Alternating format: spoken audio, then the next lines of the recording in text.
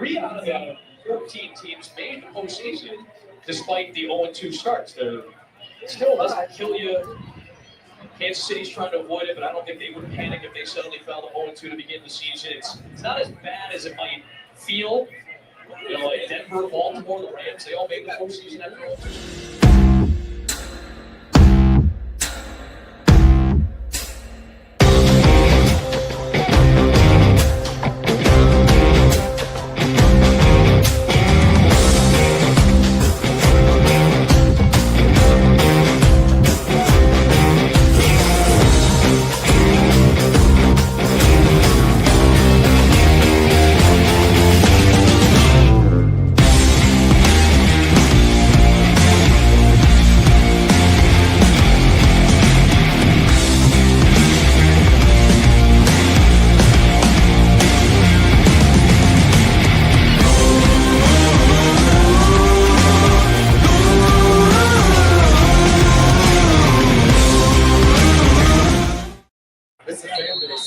What are you going to do?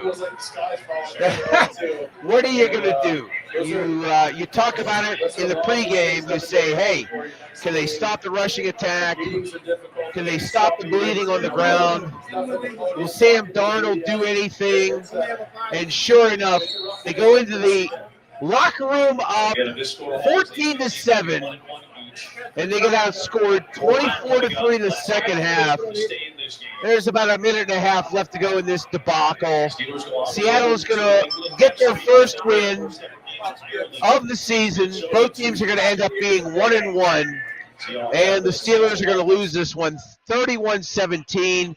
Welcome to Steel City Sunday post-game edition, live from the North Park Lounge, Richland, and the Hilltop Event Center. I'm John Phillips.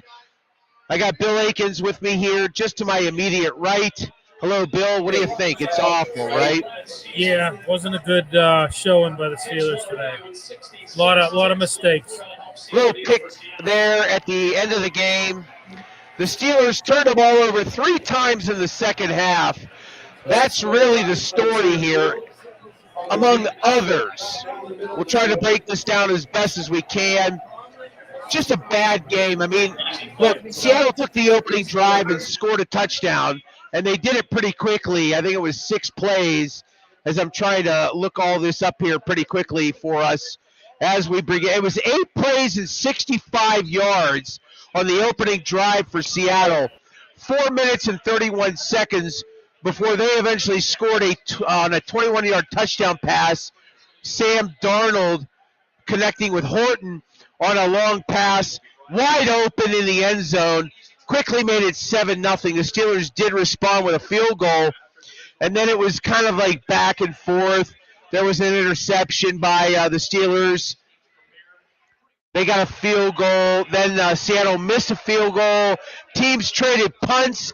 Seattle, another interception. Steelers were able to score a touchdown and a 2-point conversion. They went into the half up by a score of 14-7, but that was it. Steelers quickly 6 plays, 19 yards, and go out. 9-play, 80-yard drive by Seattle as another Sam Darnold touchdown pass connects to tie the game, and then it was just bad. A Steelers interception, punt, a Seattle field goal at the beginning of the third quarter makes it 17-14, and then Caleb Johnson. Now, you have Ray Fittipaldo almost weekly on your show. Yep. And he was adamant on X that Johnson should not be in when it comes to this kickoff return scenario. And the young rookie from Iowa destroys any chance of this team maybe having a chance of tying or maybe winning this game. Yeah, I mean, I thought that was the turning point of the game. I mean, this is not college. That's a live ball. You know, you just cannot do that. I mean, that was just – why did Danny Smith have him back there?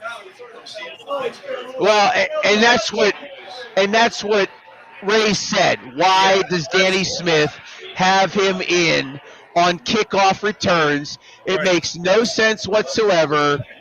And here are the Steelers now, after the feels, all the good feels of last week and coming from behind.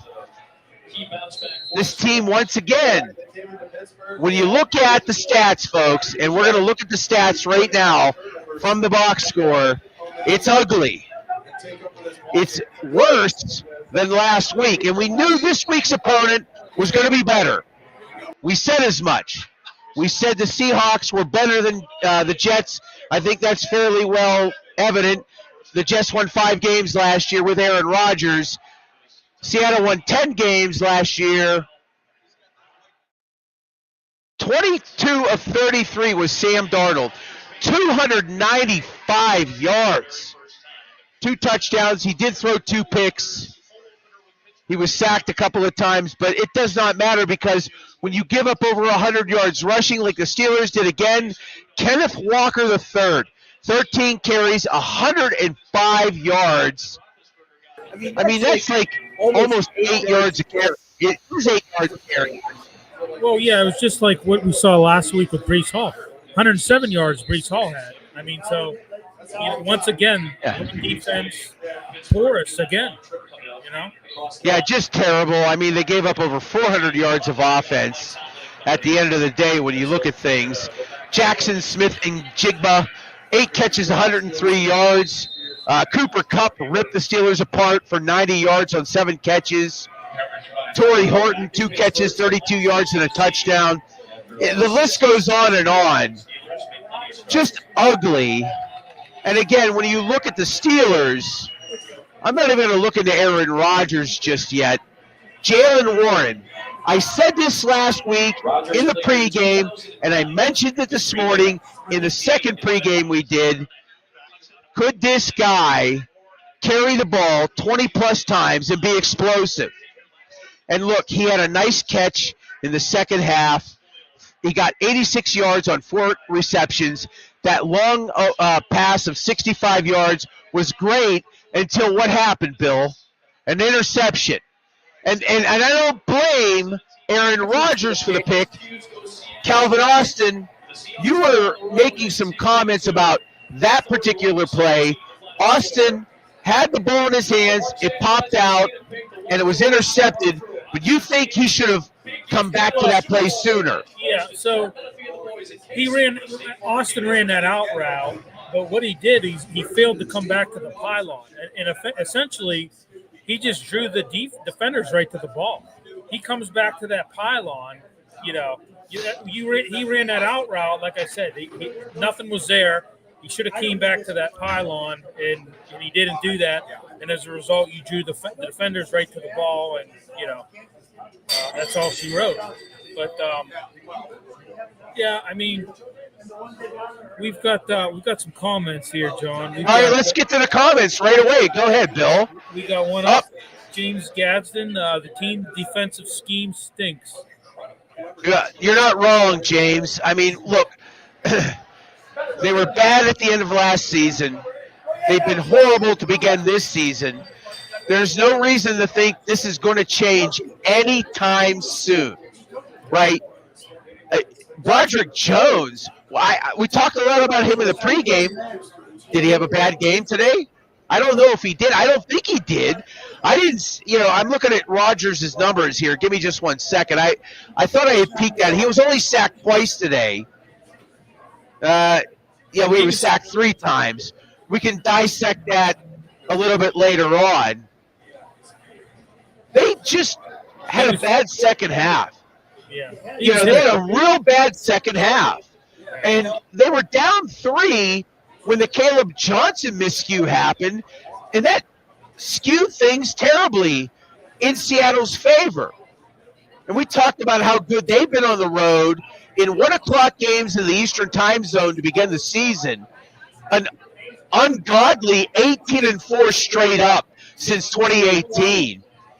They were down 7 at the half. They were down 3 to begin the second half, the fourth quarter. It was, I take that back. To begin the fourth quarter, it was tied 14-14. They got the 3-point lead And then the Caleb Johnson miscue just really sent things into a death spiral. Yeah, that was really the turning point for me. Ralph Moreno says, fire everybody, John, everybody. So, Ralph, I'm not capable of handling both the offensive and defensive coordinator positions. What about you, Bill? You're more like a special teams coach, I think. Yeah. Okay, fair enough. What is that? QM Ed. The defense is awful. Right. They're awful. Porous. Sieve. Yeah. They're all that and above. Right. Everything you can think of. It's bad right now. I knew this game was off to a bad start. That first drive by Seattle, too easy. I mean, you had Smith and Jigba. He was in the slot. They threw to him a bunch of times up the middle. He was converting first downs. It was just too easy. That first drive was too easy. I'm like, oh, this is gonna be another game where the defense struggles. And I don't know. It was, I will say one thing. Let's get a little positive here.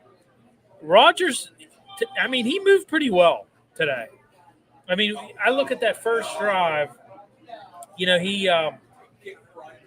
He rolled out there, extended that play on that completion of Freiermuth. I don't know if you remember that on the first drive. I do, yes. That was, he's 2 years removed from that Achilles.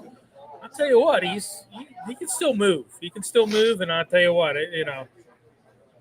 QM Ed can't run the ball, can't stop the run. Exactly. I mean, it's like a double-edged sword right now for them. They can't stop the run and can't run the ball. Yeah, exactly. Yeah, it's really bad. They can't stop the run. They can't run the ball. I'm just kind of taking, again, a peek at the stats. 72 yards rushing for the Steelers today. Not much better. 25 yards, 21 yards, not even, I don't think. They got about 20 more yards rushing on about the same amount of carries. Just awful. You can't make any excuses at this point for the defense. And I don't want to blame them completely because this game was tied going into the fourth quarter. They were down 3 when Caleb Johnson makes a terrible miscue, and then they're down by 10. It was just very bad all around. Yeah. Well, Sam Darnold all game was just torching us up the middle. Cooper Kupp, Smith and Jigba. Just completion after completion up the middle. We couldn't defend it. Our interior defense is, I know Highsmith got injured early in the game with that ankle injury, but that interior defense leaves a lot to be desired. It really does. I don't know. It was not a good day. Listen, we had a chance to win that game. Caleb Johnson, that's a bonehead play. Did she recognize it? I can't believe it. I don't want to say that he thought he was back in Iowa, but it was just bad. He quit on a play, though. That's the problem. My concern is that he quit on a play. It went through his hands. He pretty much knew it touched his hands. Right. He just stopped. He actually walked forward. Yeah. From what I saw in the replay. Well, because he thought, it's a live ball, and he thought he was back in Iowa. He thought it was college, it's just, I hate to pile on the kid, and, but come on. That's just, you can't have it. And, Danny Smith, why on earth do you have him back there? Right. That's, I agree with Ray. Geez, oh, man. Come on. Let's put somebody back there that has a little more experience, like I said, I hate to pile on the kid, but boy, John, that was the game. It was. They fall on that ball in the end zone, and that was it. That was, that was the turning point. Yeah. Let's take a look at some scores from around the NFL as the Steelers game has finally come to an end, mercifully. 31-17. Seattle defeats the Steelers. These games are all in the fourth quarter. We'll get to the finals here in a moment. The Rams in Tennessee lead the Titans 33-17. 19. That game has 2 minutes to go in the fourth quarter. Jacksonville on the road has a 3-point lead. 57 seconds to play. Jacksonville leads Cincinnati 27-24, but the Bengals have the ball first and goal at the Jaguars 1-yard line.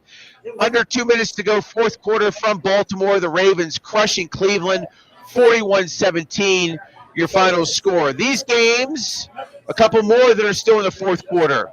Let's go to Chicago and Detroit in the Motor City. The Lions, boy, they have things revved up today. 52-21, your score there. About 5 minutes to go in the fourth quarter of that contest. Let's go into some other games in the fourth quarter. Dallas down 30-27.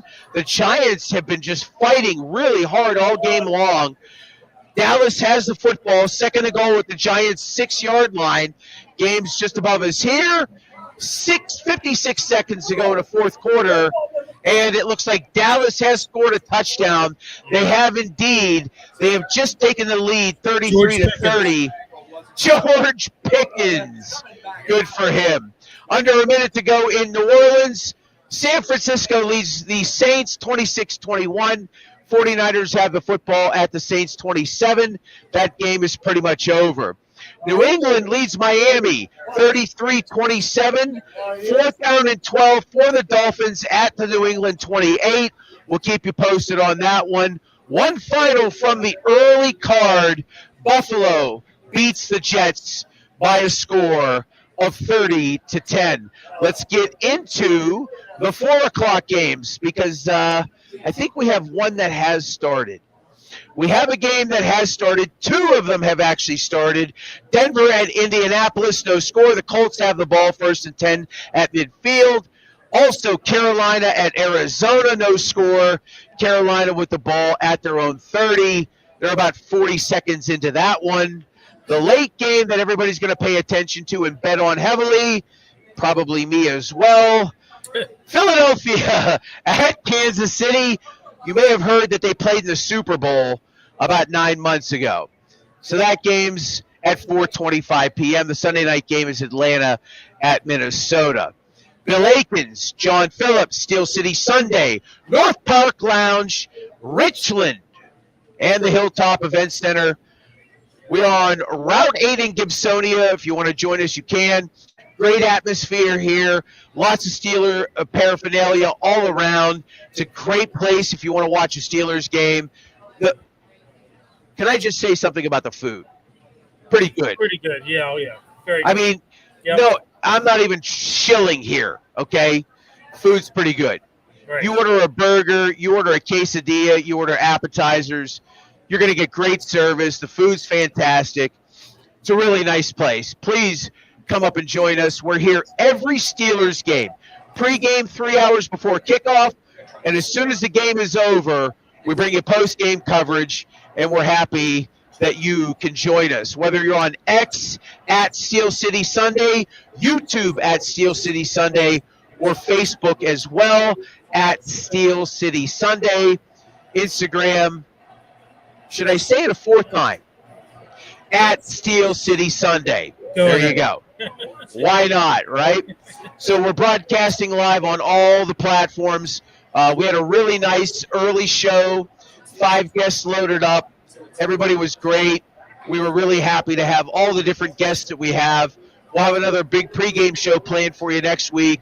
Hopefully, we can get some people to join us in the postgame show. I don't want to get ahead of myself.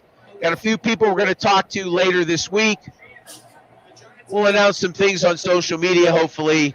I'm excited about all of it. We got a couple comments here. Yes, go ahead. Okay, we got let's go for that. Aaron Rodgers got beat to death today. Well, I mean, yeah, he took some hits that he shouldn't have. I agree with that. I mean, there was sacked 3 times, and I don't know how many hits he took. Probably close to what he took last week, 6 or 7. Too many mistakes, missed tackles in the backfield. I mean, listen, their run defense was bad again today. I mean, you gave up 105 yards to Walker. You gave up 107 Brees Hall last week. So apparently they didn't really fix the defensive run scheme. Obviously, that's kind of goes without saying. We've got Ed chiming in. Bengals take the lead. Oh yeah, they got a touchdown late, so that plus 3.5 does not look good for the for the Jaguars. Then I did not hit a parlay at 1 o'clock like I did last week, just in case anybody was wondering. Sad for me. You don't gamble. I don't. How did you get involved with me by not gambling? What was that again? Was it on the application process here? I don't know. That's a good question. All right. Well, that's probably smart on your part. I know it's definitely dumb on my part. All right. So we'll continue to break this down. And wow, we didn't talk. Giants. Wow. Wow. With 25 seconds left, how did they even get in a position to score? That's crazy. I tell you, the NFL, something else. Russell Wilson going back to the future. We'll have to look his numbers up because he's obviously having a big game. But here's the thing. They got 25 seconds left. Dallas has 3 timeouts. A lot of time to get a field goal, position for a field goal. Hey, all you want to get is to like the 45.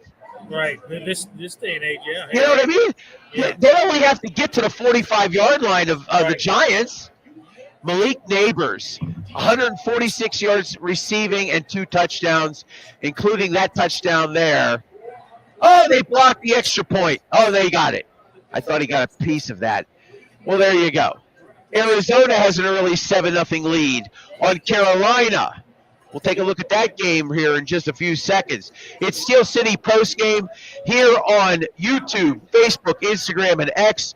John Phillips, Bill Aikens alongside. Want to thank Arch Masonry and Restoration, one of our sponsors on the show. If you're a bricklayer, if you're a block layer, if you're a concrete finisher, if you're somebody who's in construction labor and you're not satisfied with what you're doing in your career, maybe giving Arch Masonry and Restoration a call should be in your future. If you don't have experience, that's okay. They have apprenticeship programs. They can jumpstart your career in the construction trades. 412-564-5733 or archmasonryinc.com. Go check out Arch Masonry. They are ahead of the curve when it comes to providing top-line wages. Their safety program, they have a bonus program. They also provide great benefits. You'll be surprised. Check them out, archmasonryinc.com. Okay, 7-0 is the score in Arizona. The Cardinals have scored a touchdown. Taking a look at all of this, if I can get into the game cast and play-by-play, we'll be able to give you a little quick update here. It looks like on the current drive, it looks like it might have been a defensive touchdown. Has not updated on ESPN.com just yet. We'll get that for you here in a few moments. But it's Arizona 7 and Carolina 0. As that game, it is a fumble recovery for a touchdown.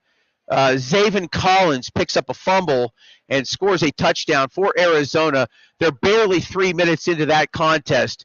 Arizona leads Carolina by a score of 7-0. Let's just go back to the box here in a moment. And again, first half, Seattle took the opening drive, 8 plays, scored a touchdown. The Steelers were able to come back, a couple of field goals, and then the touchdown that Aaron Rodgers was able to connect on with DK Metcalf, plus the 2-point conversion, put them in a 14-7 lead. They went into the half at that point, but it just really was ugly. And the third quarter was not great. You go back and you look at the play-by-play between the two teams, it wasn't particularly good for the Steelers, but it was really, really a bad fourth quarter that turned on one simple play. I mean, they were not great offensively in the second half, but it was really the Caleb Johnson miscue that really doomed them. Yeah. Going back to Metcalf, that touchdown, that was a great combat catch. I love that. I mean, I know Kobe Bryant was covering him, and Kobe Bryant can't jump like the original Kobe Bryant. Little undersized as well, but no, I love that. That's what they got DK Metcalf for. He's a big target. He's perfect in the end zone. When you need, he can go up for balls. Like I said, he's a good combat catch guy. I also liked I thought it was a little bold, but that 2-point conversion to Mount Washington, I thought that was perfectly executed. One thing I got to say, though, to close out the first half, you got 20 seconds left. You're pinned back in your own territory. Why wouldn't you just take a knee? I didn't understand. Rodgers gets sacked at that point. That was not necessary for him to take a sack. I mean, just take a knee, and I didn't understand that. You got 20 seconds and you're pinned back in your own territory. You took is another unnecessary hit on Rodgers and a sack, and I thought that was unnecessary to do that. But not disagreeing with you at all. I'm looking at the second half numbers. The Steelers had the ball to begin the second half. 6 plays, 19 yards, and a punt. An interception after a 66-yard drive. That was one in the end zone that resulted in 0 points. The Calvin Austin pass that he let go off his hands. The Steelers went then 3 and out. The Caleb Johnson miscue on the kickoff. Then they got a field goal after a 9-play, 45-yard drive as Dallas ties the game up on a 59-yard field goal, it looks like. Wow. 46. No, it was actually, I take that back. It looks like it was 62 yards. Wow. It was a 60-plus yard field goal. Yeah. As I said, get down to the 45 and you'll be okay. And sure enough, they were. So they're going to go to overtime, tied at 37. This was a 64-yard field goal. Just crazy what's going on in the NFL. Steelers in the second half were just awful offensively, right? Punt, interception, punt, field goal, interception, end of game. Bad. And they had about 100 I'm just going to go back and look here at total yards here for a second.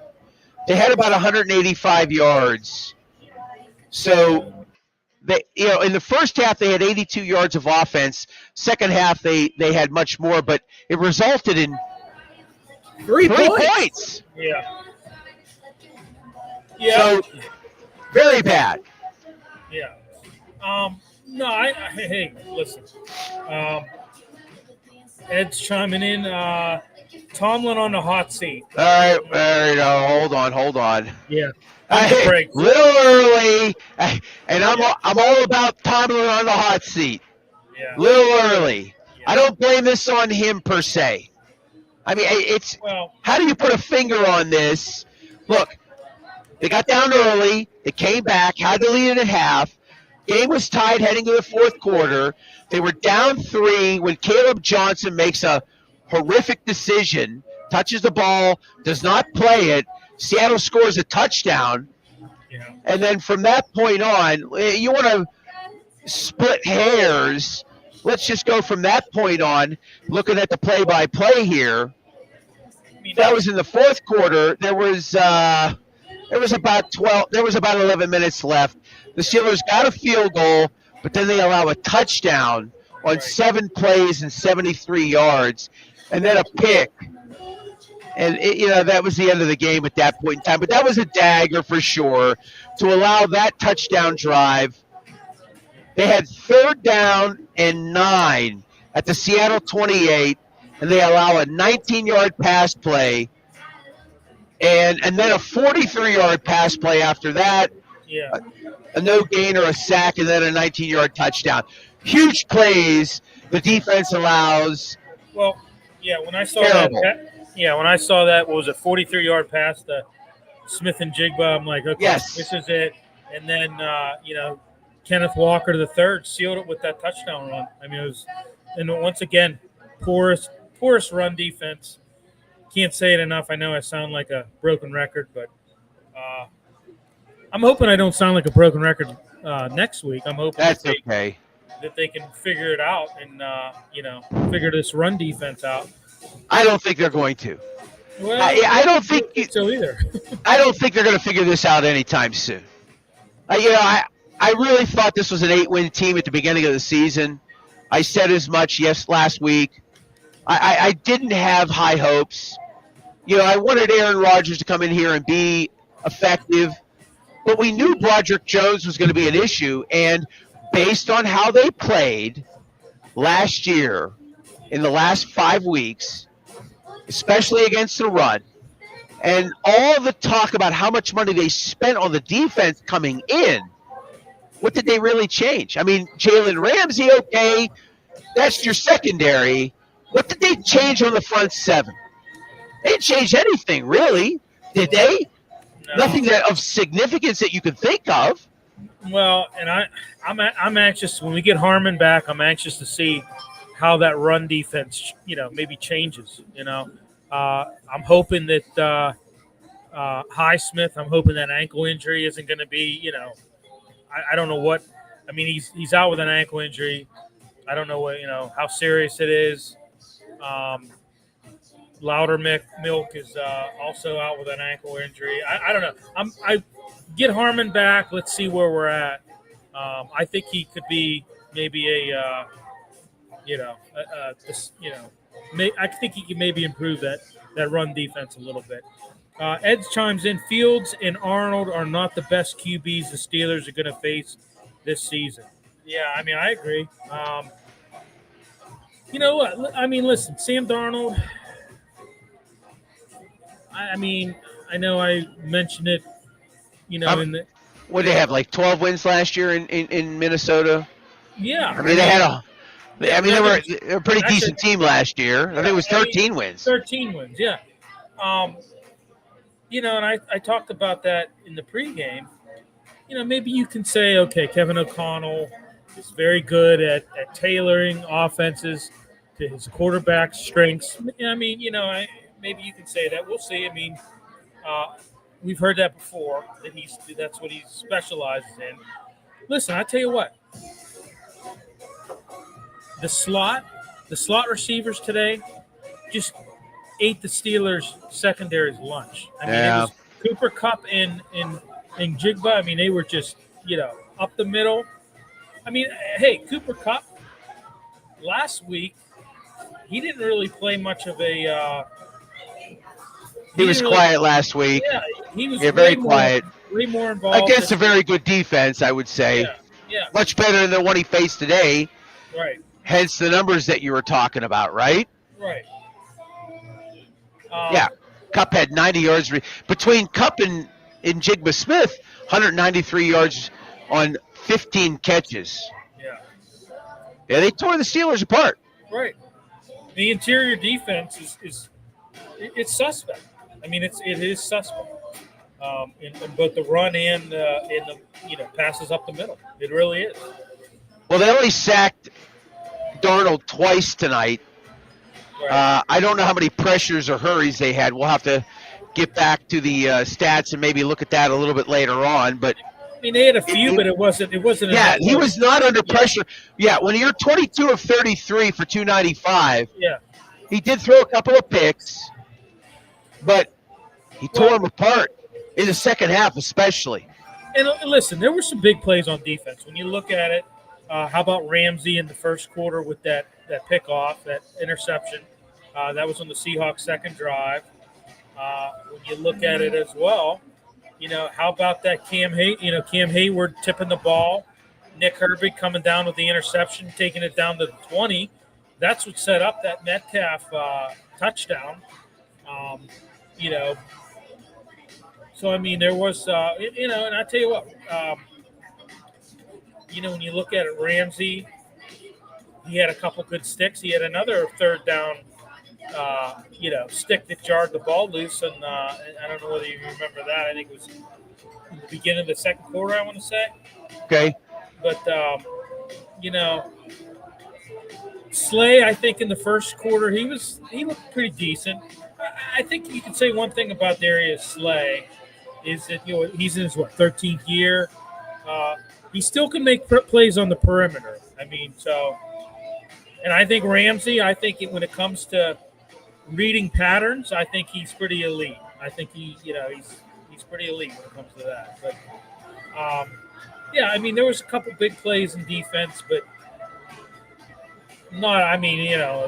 overall, another poor defensive performance. Yeah, extremely poor, and it's only going to continue. I know Bill had mentioned they're going to face better teams or better quarterbacks. I don't think they face a better quarterback until at least the sixth game of the season. That's in the middle of October when they go to Cincinnati to play the Bengals. They got Joe Burrow. They play New England next. They got Minnesota after that. That's the game in Ireland. Yeah. They have a week off. Then they go to Cleveland. Yeah. I don't know if you would have considered Joe Flacco to be is he going to be maybe? Yeah, is he going to be even in at that point? Right. Who knows? Very true. Yeah. And then they have back-to-back weeks where they got to face really good quarterbacks, Joe Burrow and Jordan Love, the week after when they have Green Bay come here. Well, you mentioned about Cincinnati. I'm anxious to know what happened to Joe Burrow because I know he left the game early. He was, he didn't look good. He had to be helped to the locker room. It looked like he wasn't putting any weight on his right leg. So that could be a different. I know they ended up winning still, but we'll see what happens there. I'm anxious to see what happened with him. Russell Wilson has 433 yards passing today. Could you imagine playing that over like 350 in some sort of like betting situation? It would be like through the roof. 3 touchdown passes for Russ as well. The Giants and Cowboys are in overtime. 6.5 minutes to go. The Giants have the football in their own territory. First down and 10. They just completed a pass. And we'll see if they can get themselves in position for a game-winning field goal. John Phillips, Bill Akins, Steel City Sunday postgame show live from the North Park Lounge, Richland, and the Hilltop Event Center. We're happy you can join us here. We'll continue to talk Steelers and Seahawks for about an hour, and then we'll wrap things up and be back here again live next Sunday, 10 a.m. Steelers at New England.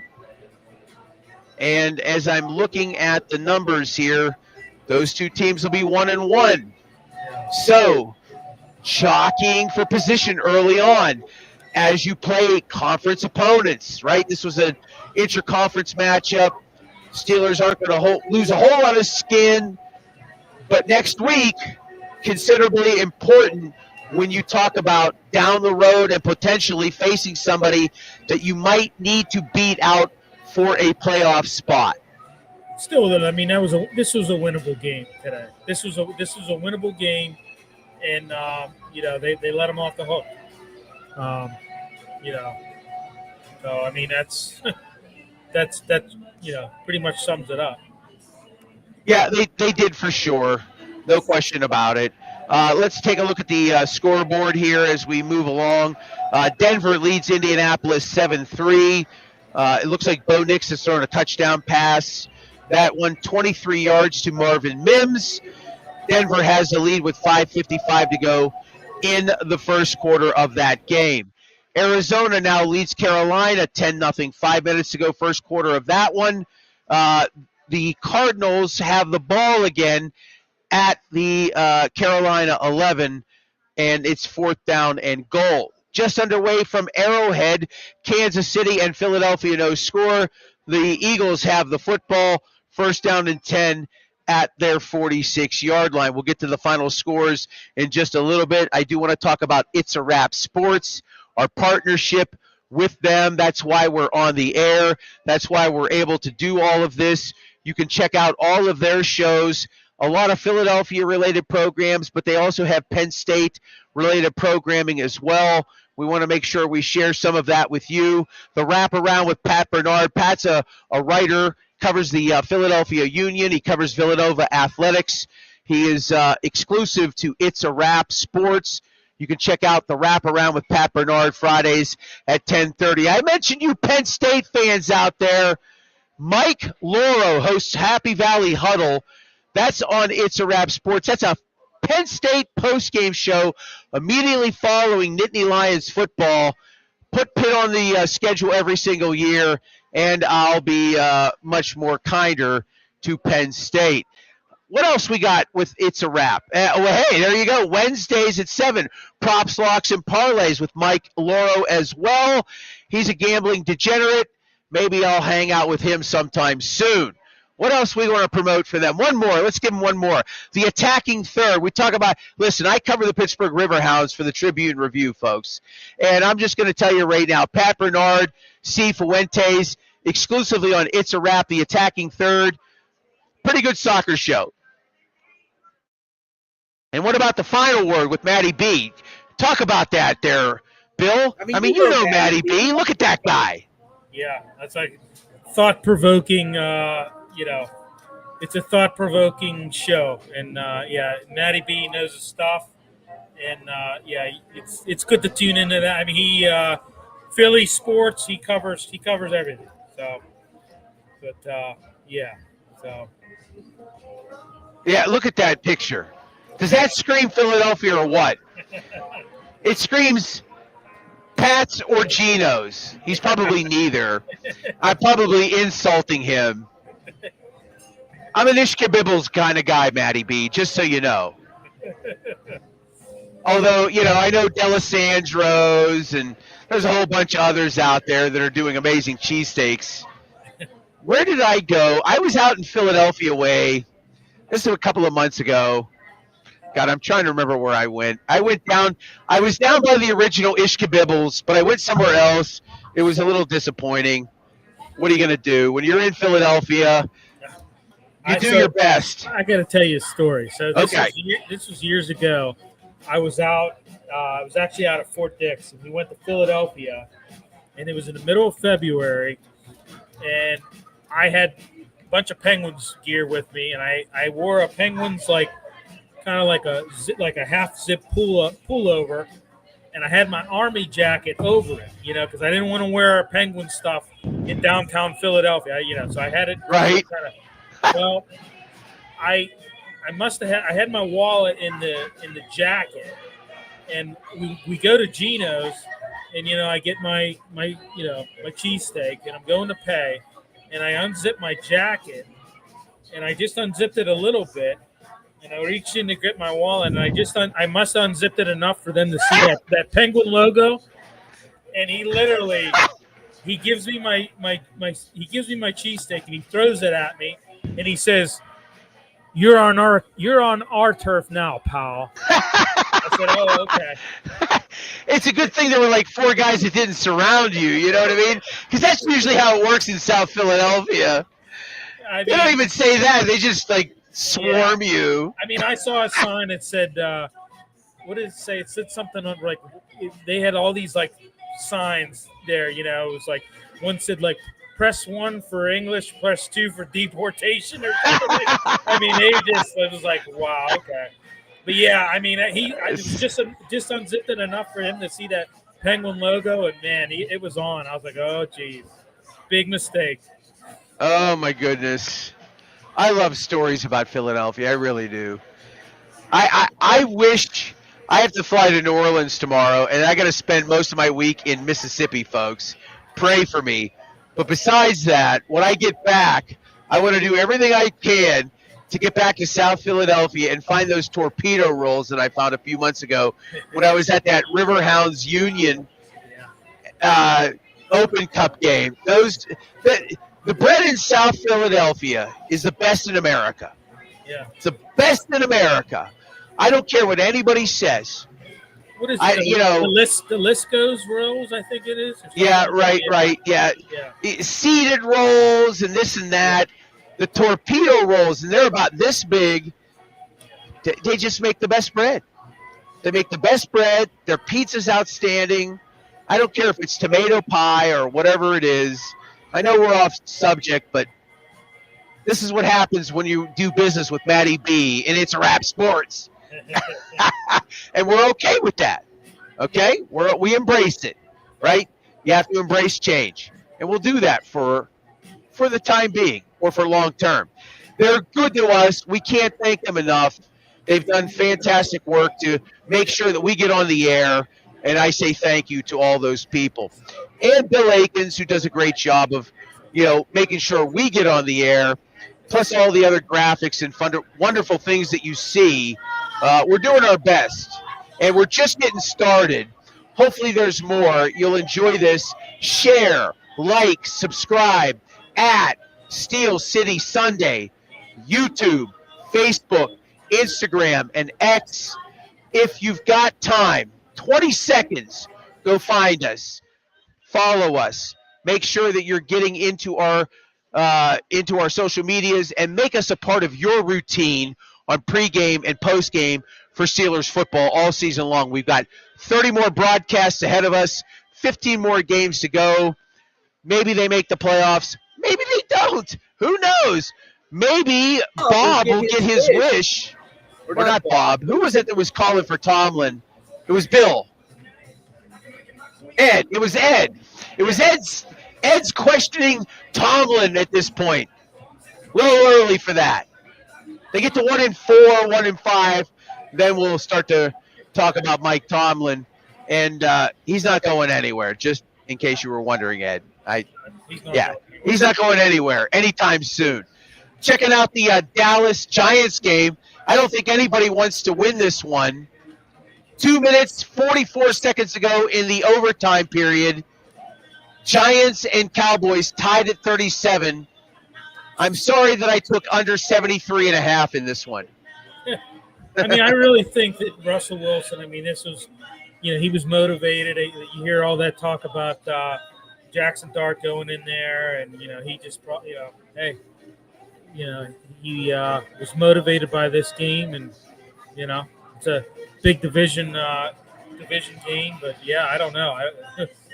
I don't know if this is going to end up in a tie or what.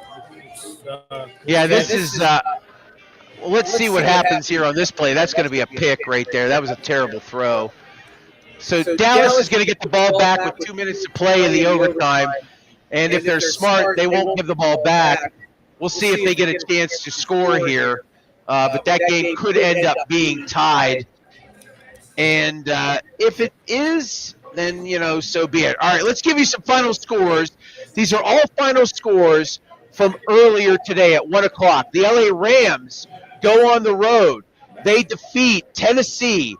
Final score in that one, 33-19, your final score. Cam Ward throws his first NFL touchdown pass, but to no avail. Matt Stafford, 2 touchdown passes, 298 yards in that game. The LA Rams, 2-0 on the young season. They go on and win 33-19 on the road at Tennessee. Baltimore just destroys Cleveland in the second half. They had a 10-3 lead at the half. They outscore them 31-14 in the second half. Lamar Jackson, 4 touchdown passes in this game. Baltimore 41 and Cleveland 17. Baltimore now 1-1 on the season, and Cleveland 0-2. Why did you trade? Baker Mayfield, you had him. You searched for a generational quarterback for how long? 35 years? You let him walk away. Terrible franchise. Just awful. And Jimmy Haslam owns them, and he was a minority owner of the Steelers for years. You think he would have learned at the feet of the Rudies to make better decisions. Right. But hey. How about Henry only 23 yards to that? Well, clearly Cleveland was keyed against him. I don't think there's any doubt that they were like, hey, he's not going to get anywhere against us today. Lamar Jackson rips them apart for 4 touchdowns, and they get ripped apart in the second half. Baltimore now 1-1 on the season. Let's go to Buffalo and the Jets. The Bills convincingly 30-10 your final score. Josh Allen, a decent day for him. James Cook had the real big day, 132 yards and 2 touchdowns rushing. The Bills are now 2-0 on the season. I talked about New England. We talked about this in the pregame. Why were the Miami Dolphins favored? Who knows? New England 33, Miami 27. The Patriots are now 1-1 on the season. They will face the Steelers on Sunday. Drake May accounts for 3 touchdowns. He threw for a pair. He ran for 1. Antonio Gibson returned a kickoff 90 yards for a score. That's a rare event nowadays. Kickoff returns for scores. 33-27 your final score. It was New England getting their first victory of the season. San Francisco is now 2-0 on the year. They go on the road and they beat New Orleans 26-21. Hey, look, San Francisco, they always find themselves in these positions to be competitive, right? You know, they've been to some Super Bowls. They've lost a few. It's amazing how they continue to just shape themselves into contendership in the NFC. They're 2-0 in the NFC West. 26-21 your final score in that contest today. San Francisco beats New Orleans, and the 49ers move to 2-0 on the season. Christian McCaffrey scored today. He caught a touchdown pass in the victory for San Francisco. Let's move on in the scoreboard. Dallas and the Giants, they're in the waning seconds of overtime. New England is getting, I don't know why I'm saying New England.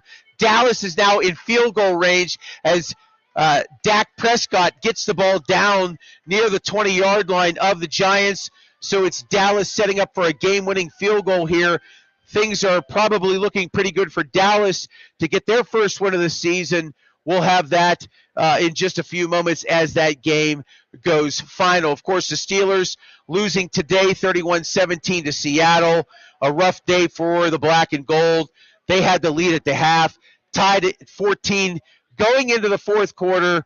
And again, the big difference in this one, Caleb Johnson on the kickoff return after Seattle took a 17-14 lead. He touches the ball. He quits on it. He actually moves forward instead of going back towards the ball. Seattle recovers that in the end zone for a touchdown. Lights out after that. 31-17 Seattle, the victor. They are now 1-1. Steelers now 1-1 on the season. Let's go to the games that are in progress. Arizona leads Carolina 10-3. Late first quarter in that contest. A defensive touchdown for Arizona. Both teams have traded field goals. End of the first quarter from Indianapolis. The Denver Broncos lead the Colts by a score of 7-6 in that contest. And the Dallas Cowboys have won their first game of the year. They defeat. Oh, no, that was it. They showed it in replay. I got fake jaked on that one here. Game-winning field goal from 51 yards out. It is up and good. Dallas has defeated the Giants. No time left on the clock. 40-37, your final score in that one. So all the early games are now accounted for. All 3 late games are in action. The one that I did not mention, Philadelphia and Kansas City, no score about 5 minutes ago in the first quarter of that one, Bill. I tell you what, Dable, I don't know. He's definitely on the hot seat. I mean, he was on the hot seat, I think, before, but man, this might be the nail in his coffin. I tell you what, I don't know. You talking about the Giants head coach? Yeah. Yeah. Dable. Okay. Yeah. It's the second year, is it not? Yeah. I mean, look, here's where the league has changed considerably. Used to be able to get 3 seasons. You don't even get that anymore. We have seen. Well, who was it that got fired after a season and a quarter? I want to say it was somebody at Chicago, but somebody got fired. Well, a season and a quarter in last year. I can't remember who it was. Yeah, God, name's escaping me. It wasn't Sala. It wasn't the guy that was coaching the Jets. No, It's somebody else. Oh, it was the New England head coach. It was New England's coach a year and a half. It was the end of the 23 season. He was there for 1 year. He replaced Belichick. Maybe it was this year. One season as head coach, gone. Yeah, it was this past year. He was Mayo. Thank you. Yeah. Yeah, he was there 1 year and got removed. So these teams have clearly made it an agenda. Eberflus is who I was thinking of. Thank you. You don't even get a year anymore. You barely get a year, which is nuts. How do you replace Bill Belichick, get a year, have the season you do, and then you get removed? It was horrible.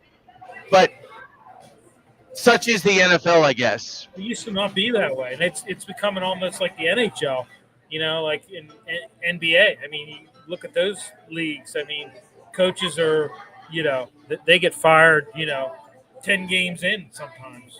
So, but, I don't know. Yeah. Rough go of it today, Steelers fans. Pittsburgh loses to Seattle 31-17. Trying to break this game down for you, and I go back to this fiasco, and as I'm watching X right now, Ray Fittipaldo and some others are calling out Danny Smith. Yeah, well, I mean, like I said, why Johnson? Why on earth he was back there? I have no idea. I don't know why you would put a rookie who really, I don't know why you would do that. You'd kind of, asking for trouble, in my opinion. And you got it. You definitely got it. I mean, like I said, I think that was the turning point of the game. I really do.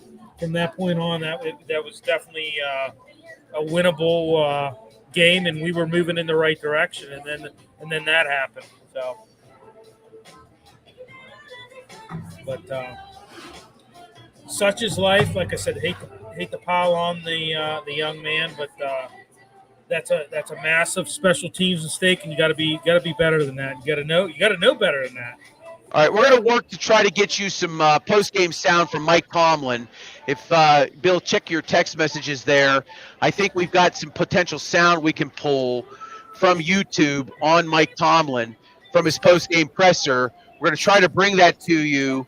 If you go to the Steelers YouTube channel and find Mike Tomlin's post-game sound, we might be able to get that for you here in just a few minutes. Hopefully we can pull that up for you. Mike Tomlin talking to the press after the game today, and I believe there are some comments on their channel that we can pull up and bring those into our post-game, courtesy of the Steelers and their YouTube channel.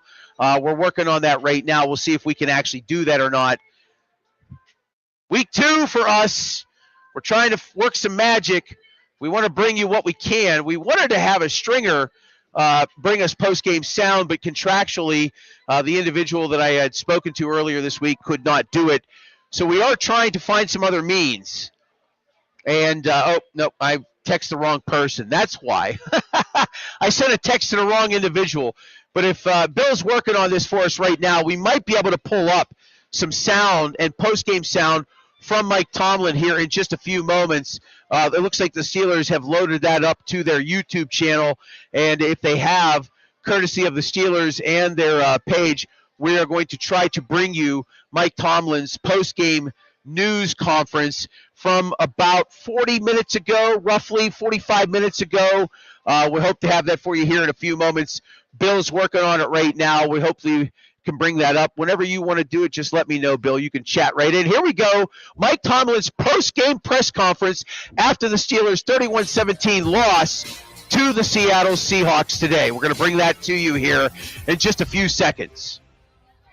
Courtesy of the Steelers YouTube channel. UPMC Rooney Sports Complex on the south side of Pittsburgh. Bob Pompiani, soon definitely not it. Matthews. Yeah, we don't want to bring that. There we go. We'll figure it out soon enough. Let's just pull that down. I'll have to talk to Pomp about that this week if I see him. All right, so there you go. We'll figure this all out. and hopefully we can bring. It's okay. It's okay. It happens. Hey, it's live internet action at its finest. Not a big deal. We'll just continue to move forward, and if we can't get it, that's okay. We want to try to provide you what we can from the post-game presser, but it is what it is. Anyhow, that's all right, Bill. It is. Hey, we do what we can here as best we can. We'll try to get some sound if we can for you. Our post game is going to take you till about 5:30 today. We'll wrap things up just around 5:30. I want to let you know that we are at the North Park Lounge in Richland and the Hilltop Event Center. Our host for all of these shows are Steelers pregame and postgame shows, brought to us by North Park Lounge, Richland, and the Hilltop Event Center, and also Arch Masonry and Restoration. Arch Masonry and Restoration looking for block layers, brick layers, concrete finishers, and laborers. If you have no professional experience in the industry, that's okay. They can train you. They have the ability to get you into advancement programs, accelerated programs that can jumpstart your career in the building trades. Check out archmasonryinc.com. Call them 412-564-5733, archmasonryinc.com. Arch Masonry, one of our proud sponsors here on Steel City Sunday. This is our post-game show live from the North Park Lounge in Richland.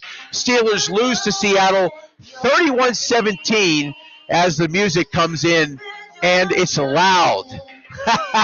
Loud to say the least, but nonetheless, we are going to continue forward here with some post-game. We'll take you into, okay, I think we have some comments from Mike Tomlin. Let's see if we can bring that to you right now. Bill's telling me he thinks he's got it. So let's see if we can do that and bring you Mike Tomlin's post-game press conference from Acrisure Stadium after the 31-17 loss today to the Seattle Seahawks.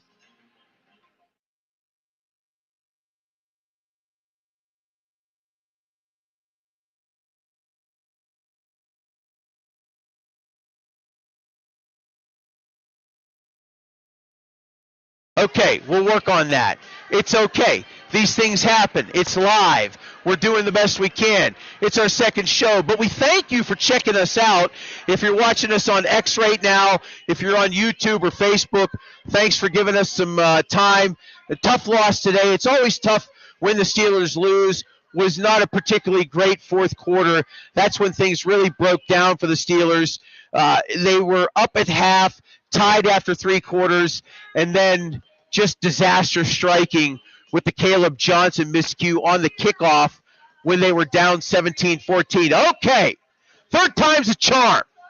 Let's see if we can get Mike Tomlin post-game sound from Acrisure here in just a few moments. It's okay if it doesn't happen. We've tried, and that's all that really matters. It's okay, Bill. Bill, it's all right. Hey, that's what I love about this guy. He fights and he wants to win. And that's what we're trying to do. We're trying to win, Bill. Can we get a victory? Certainly not from the Steelers today. That's all right. Jump on board for a minute. Don't worry about that stuff. It's not relevant to the big picture. It's a day and age where technology is a blessing and a curse. Right now, it's the latter. But we digress and we move on, right? Looking at some of the games right now, looks like Denver has just taken a 13-10 lead. I take that back. It's a 13-13 score. Indianapolis was up 13-7, but it looks like Denver has just tied the game with an extra point, can take the lead 14-13. Meanwhile, Arizona leading. These games are all in the second quarter right now. Denver up 14-13. They just made the extra point. Early stages of the second quarter there from Indianapolis. Arizona at home leads Carolina 10-3. Philadelphia has taken a 7-0 lead in their game at Kansas City, a rematch of the Super Bowl from February, and it looks like the Eagles have gotten out to the early lead. Let's see if we can get you a score there. Saquon Barkley, a 13-yard touchdown run to open up the scoring. 7-0 Philadelphia leads their game at Kansas City. All right, let's go for the fourth try. maybe we can get it here. Let's see if we've got Mike Tomlin in the post game. We'll see if we have him. Go ahead.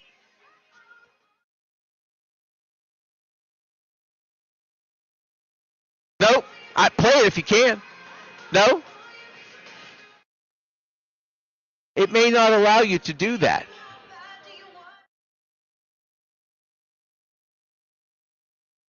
That's all right.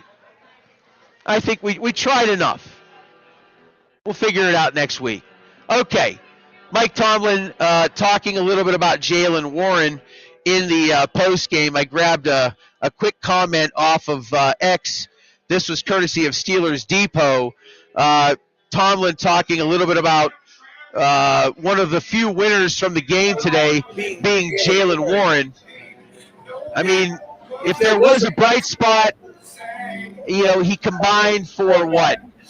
130 yards combined. He had 85 yards receiving and a decent game on the ground. Not really great. I mean, they had more yardage rushing this week, over 80 yards, but not much better than it was a week ago when they had 53. I think they finished with 81 as a team this week, but Warren was probably the lone bright spot on both sides of the football. I look to that second drive in the second half. Rodgers had that. I remember he faked. I think he faked the run. He had to, and everybody was like fooled on that. But he's kind of nimble. He gets out of the pocket, completes that big gainer to Warren, and Warren fought for yards and got down there. So that was one bright spot for Warren. Yeah, definitely. So he was aided by the 65-yard reception, but he touched the ball 18 times, 7.4 yards per attempt. Looks great on paper. You take out the 65, and he is at he would be at 69 yards at 17.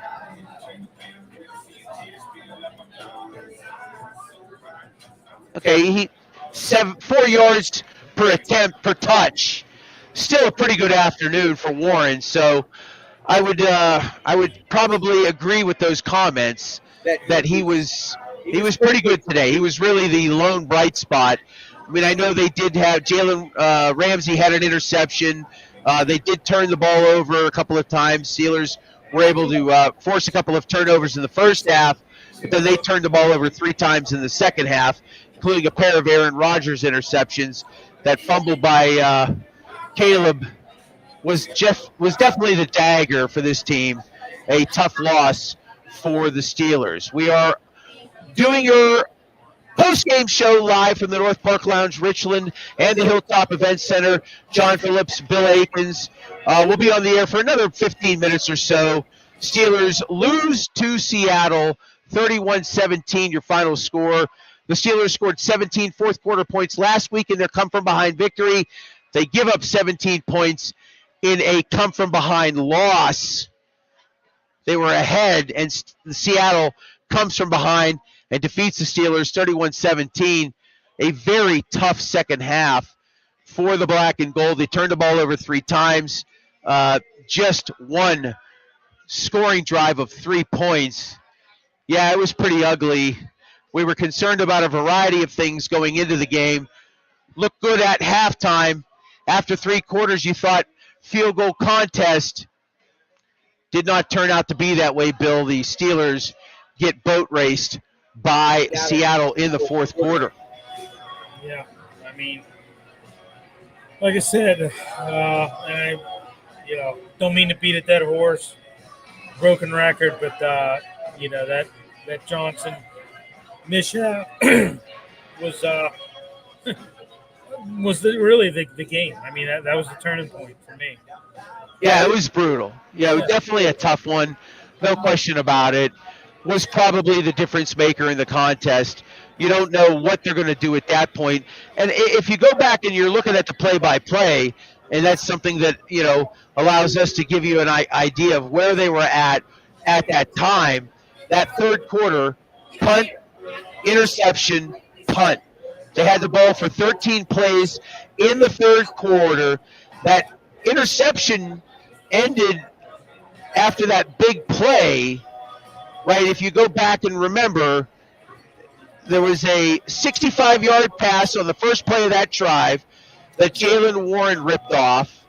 There was an incompletion, a 1-yard run, and then at 3rd and goal from the 5, the pick. Aaron Rodgers was trying to hit Calvin Austin. It went off his hands. Probably should have had it, but you had mentioned he should have come back to Rodgers a little sooner. Might have made that a little easier catch on his part. Yeah, I mean, it was a simple out route, but, the play kind of broke down. So what he needed to do was come back to that pylon, but he stopped. And essentially he just, like I said, he drew the defenders right to the ball, and it was a pick for a touchback. We got Tom Cisco. Need a new offensive line, dude. And then he says both lines are terrible. Well, you win and lose at the line of scrimmage on both sides of the ball, Tom. Great analysis there. They're bad on both right now. They can't run the ball. They cannot protect against the run. When you can't do that, you got problems. They played a fairly inferior opponent last week, and I like Justin Fields, and he played extremely well. Almost beat them. When you're playing a team like Seattle, a much better defense, a much better front seven, the depletion in the secondary didn't hurt them because the Steelers could not get enough time to throw the ball. I mean, at the end of the day, when you look at Aaron Rodgers' numbers, he was not nearly as effective this week. He was ahead at halftime. Are there any good appetizers out there? I said earlier, and I mentioned this to Jen, who's running things here. She's the manager today. Look, it's been a long time since I've been to the North Park Lounge.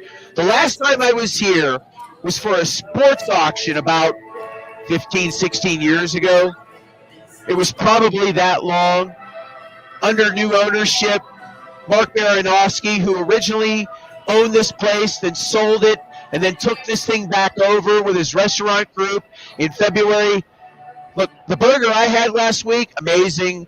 The quesadilla, the chips this week, amazing. You've had a wrap. You've had a variety of things. The food is really good here. It is. The Pittsburgh wrap, I recommend it. Yeah. I'm very happy. I mean, here you go, Tom. Look, I'll try to show you here. There's some chips and a piece of the quesadilla left over. That's going home with me. Yeah, they got great drink specials. The food up here is great. They have a happy hour menu. They've got specials during the week. North Park Lounge, Richmond, Hilltop Event Center, right here on Route 8 in Gibsonia. Make it a part of your destination. I want to turn I want to turn my camera around and show you just how cool this place is. They got the banners up. You're in Steelers country everywhere. They got all kinds of Steelers banners hanging around, black and gold all over the place. It's a fun atmosphere. If you're a Steelers fan and you're up this way, or if you're like, I want something new, I want to try something different, North Park Lounge, Richland. Come up here and check it out. Next week, 1 o'clock kickoff. It's New England. Opportunity for anybody to come up here and try out a new location for a Steelers game. I don't think you'll be disappointed, and if you don't get up here, shame on you for 6 weeks. Bill Akins, John Phillips. How you doing, Bill? I'm doing well. We got another comment by Todd Fritz. He should have been on hot seat years ago. I'm assuming he's talking about Tomlin. Yeah. Yeah, well, yeah, of course. If this was any other franchise, he would have been. I've been wanting to look up a stat, and I'll make sure to have it for next week. I don't want to allude to what it is, but If this was any other franchise, he would have probably been fired a while ago.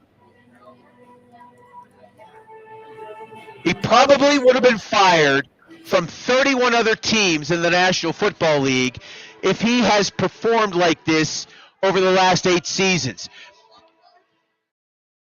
3 NFL head coaches since 1969.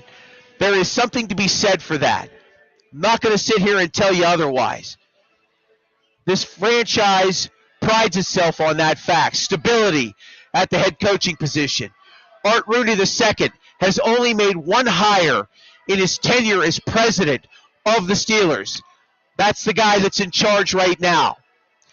We talk about the Rooney Rule. We talk about no losing regular seasons. That goes a long way here. And it will continue to go that way no matter what. At some point in time, push it may come to shove. But I have said this publicly, and I've written about this in the past. I don't think anything changes until Mike Tomlin decides he's had enough as head coach here in Pittsburgh. Is that fair? Is that right?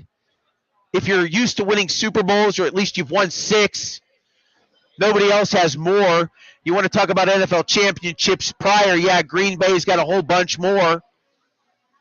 But when it comes to the modern era of football, since 1967, 6 Lombardis sit over on the south side of Pittsburgh.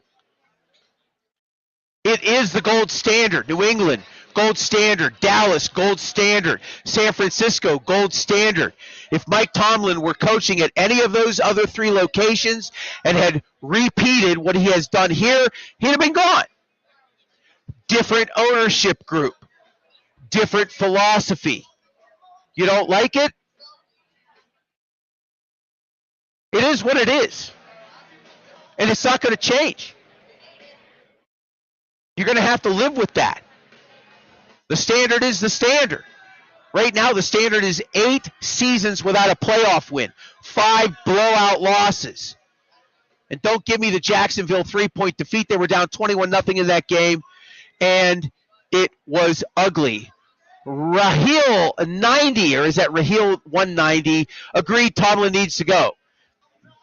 Again, if this was Seattle, if this was Tampa, if this was Carolina, if this was Houston, if this was Minnesota, if this was Buffalo, if this was Atlanta, yeah, he'd have been gone. He'd have been long gone. Even if he had won a Super Bowl and been to 2. But this is Pittsburgh. This is the Rooneys. This is the Steelers franchise. He's not going anywhere until Mike Tomlin decides he's had enough. All right, Bill Akins, I'll bring you in here. What do you have to say about that? I don't think there's any debate. It chaffs me to no end to think that this will be another 9-8 season, right? Maybe they go 8-9. They don't make the playoffs. 9 straight years without a playoff win. Long way to go in all of this. But Mike Tomlin's not going anywhere, ever, until he decides he's had enough. Yeah. I mean, he's going to be the one who's going to make the decision whether he goes or whether he stays. Yeah. And that's not going to happen anytime soon. So, I mean, his contracts – he's got another year after this. Yeah, it's 2027. Another year after this. Yeah, he's got till 2027. So, I mean, he's not going anywhere, folks. I hate to, I know there's a lot of people that, and I think all the, criticism comes, they haven't won a playoff game since 2016. And I think that, even Zig, who's been on our show, has alluded to it. There's been a lot of Steeler fans that have called his show on Sirius XM and, said, hey, enough's enough. We need to win a playoff game. It's been almost a decade. But on the flip side of that, not having a losing season, there's a lot of franchises that would love to say that. Like, hey, we haven't had a losing season in 16 years, 17 years. Yeah, I don't disagree with that. But when you get into this, when you get into professional sports, any sport, You want to win a championship. That's what it comes down to, right? The regular season wins are fine, but you play for January. You play for Lombardi. When you have 6 of these, you are holding yourself to a different standard. But right now, that standard is 8 losing seasons with no playoff wins, or at least 8 seasons with no playoff wins, 5 blowout losses. The last victory was a 6 field goal affair. And that's what it is, the reality of it all. I remain steadfast in continuing to believe that it's not going to change on Art's end, even if this season ends poorly and miserably with a playoff blowout loss. Let's say they don't make the playoffs, whatever it is, let's just say no playoff win. Whether they make the playoffs or not, it's going to continue on, and they'll just try to figure out another way. Will they bring back Aaron Rodgers at 42? That'll be the first question, right? Does Aaron Rodgers, depending on the season they have and how Aaron feels, does he come back for another year, right? Then you got the draft in April in Pittsburgh, right? And all eyes being on this team. If they're 9-8 and they're drafting in the 19th spot, what do? Do you try to move up, right? There's going to be a lot of pressure, folks. Right? They got a clock down at Acrisure counting the days down. They have a little mini football field. They're going to add all these aesthetics to the Pittsburgh area, to the downtown Golden Triangle area, leading up to this massive 3-day event. It's really a 4-day event. They have events starting on Tuesday, Wednesday. The draft, first round Thursday, Friday, 2 rounds, Saturday, 3 rounds. It's going to be a spectacle. I don't even know. I'm pretty sure I'm taking vacation in April. I don't want to be anywhere near. And I live here in the North Hills. The traffic nightmare that we are going to see when I don't see how we don't have. We'll take bets on this later, even though you don't bet. We're going to make sure you're a degenerate gambler before the end of the year, Bill. I swear. Your wife's going to be like, you should have never done this. The savings are depleted. Why are you betting on third-quarter safeties? How many people are going to attend this event in Pittsburgh next year, right? They've had like 700,000 people in Detroit. Could you imagine 700,000 people on the North Shore? It's bad enough when 376 is down to 1 lane. I can't imagine. I'm worried about where are they going to put all these people? Well, hotels. It's going to be ugly everywhere. I've already told my wife we're going to Florida or somewhere, probably like South Carolina or the Outer Banks. I don't know. I'm going to Mars. Maybe Elon Musk can put me on a rocket ship to get me out of here for that one. It's going to be crazy. I'm pretty certain it's going to be Acrisure, inside, outside, and then some sort of spillover in the Golden Triangle by Fort Pitt and where the fountain is. Yeah. Where else are they going to put people? That's it. Yeah, maybe they spill over into PNC Park for all we know, right? 700,000 people over a 3-day period in Detroit. You're talking probably 200,000-300,000 people just on Thursday night alone. There's no way a crowd of that size can be held unless they use the stadium and all of the immediate space outside in between the 2 stadiums, PNC, and then over at Point State Park. It's the only way they can put 200,000-300,000 people downtown. I mean, logistically speaking, right? Yeah. No other way to do it. Sounds like a logistical nightmare to me. I'm getting a headache just thinking about it. We're going to wrap up here in about 5 minutes here. I do want to tell you about Arch Masonry and Restoration. If you're listening to our post-game show, if you're a mason who lays brick and block, if you're a concrete finisher, if you're somebody who does construction labor and you're unhappy where you're at, or you're trying to get a better path in your career, check out archmasonryinc.com and look at what they have in terms of opportunity for you to get an advancement in the building trades. If you have no experience, no problem. You can learn on the job. They have advancement programs that will help jumpstart your career in the building trades. 412-564-5733 or visit their website, archmasonryinc.com.